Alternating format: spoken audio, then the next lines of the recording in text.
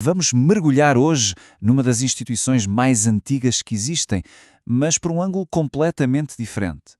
E se a gente pensasse no casamento não como um ponto de chegada, mas como um ponto de partida? É sobre isso que vamos falar. A ideia do casamento como o nosso primeiro e mais importante ministério. A cultura, hoje em dia, em geral, nos vende o casamento como o grande prémio da realização pessoal, certo? A busca pela alma gêmea que vai nos fazer felizes. Mas a perspectiva que vamos analisar hoje vira essa ideia de cabeça para baixo e faz uma pergunta fundamental. E se o propósito principal do casamento não for a nossa felicidade, mas sim ser uma plataforma para servir a algo maior? E essa comparação aqui deixa tudo muito claro. De um lado, temos um modelo focado na felicidade, que a gente sabe é uma emoção, vai e vem. Quando os sentimentos mudam, a estrutura toda pode balançar. Agora, do outro lado, a gente tem um modelo de ministério. Esse é construído sobre um propósito, sobre uma missão que vai muito além das emoções do momento. A dinâmica muda totalmente, né? Deixa de ser o que eu posso ganhar com isso e passa a ser como é que nós podemos servir juntos. Ok, então se o casamento é um ministério, por onde ele começa? A resposta é mais simples e mais próxima do que a gente imagina. Começa em casa. O nosso lar não é só um lugar para descansar no fim do dia. Ele é a nossa primeira e mais importante arena de liderança espiritual.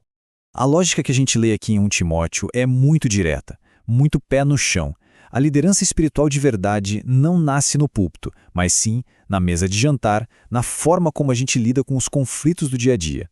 A capacidade de cuidar de uma comunidade maior é, primeiro, testada e aprovada na maneira como se cuida da própria família.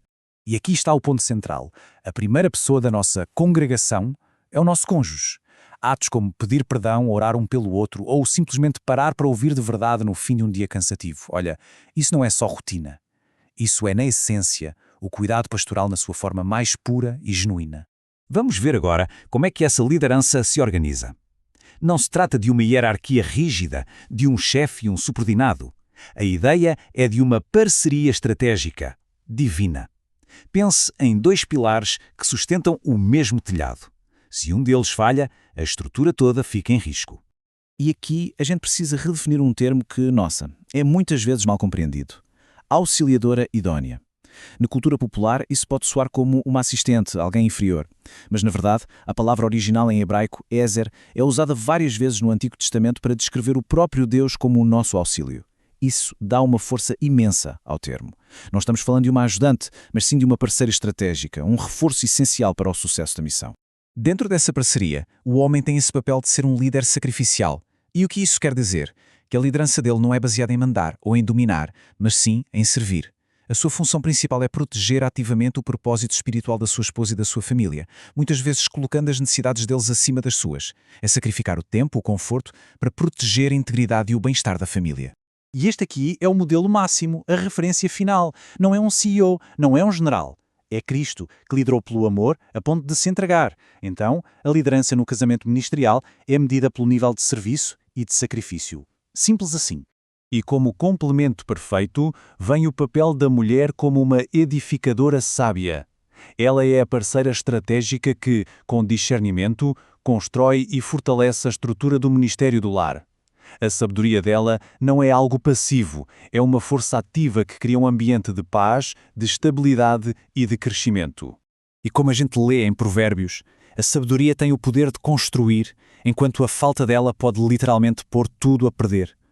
Isso só mostra a imensa influência e a responsabilidade que a mulher tem na construção desse ministério familiar. Com esses papéis se complementando, a gente chega a um resultado poderosíssimo, a unidade. E olha, isso não é só harmonia emocional, não é só se dar bem, é uma força espiritual tremenda. E aqui temos outro contraste gritante. A nossa cultura aplaude a independência, o eu não preciso de ninguém. Mas, no reino, a lógica é outra, é a da interdependência.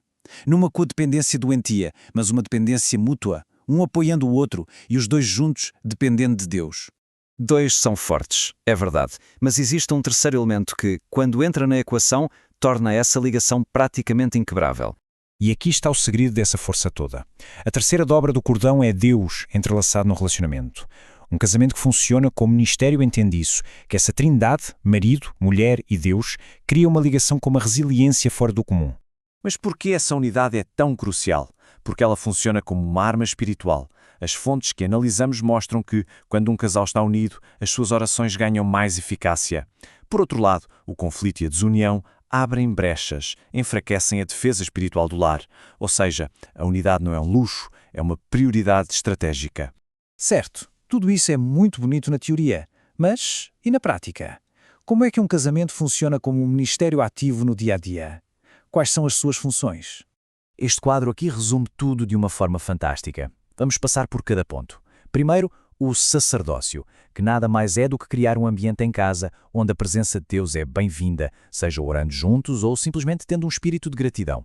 Depois, o governo, que é sobre definir a cultura da família, os valores que vão ser passados adiante. Em seguida, a profecia, que não é prever o futuro, mas sim usar as palavras para edificar, para encorajar, para lembrar um ao outro do seu propósito. E por fim, o pastoreio, que talvez seja a função mais importante no dia-a-dia. É o cuidado mútuo com o coração, é ajudar a curar as feridas e garantir que ambos estão crescendo. E terminamos com essa pergunta, para reflexão. Pensa um pouco, se essa perspectiva fosse levada a sério, se os casamentos começassem a operar de propósito como pequenos centros de sacerdócio, governo, profecia e pastoreio, como é que isso transformaria não só as famílias, mas as comunidades inteiras ao nosso redor? É uma ideia poderosa para se pensar.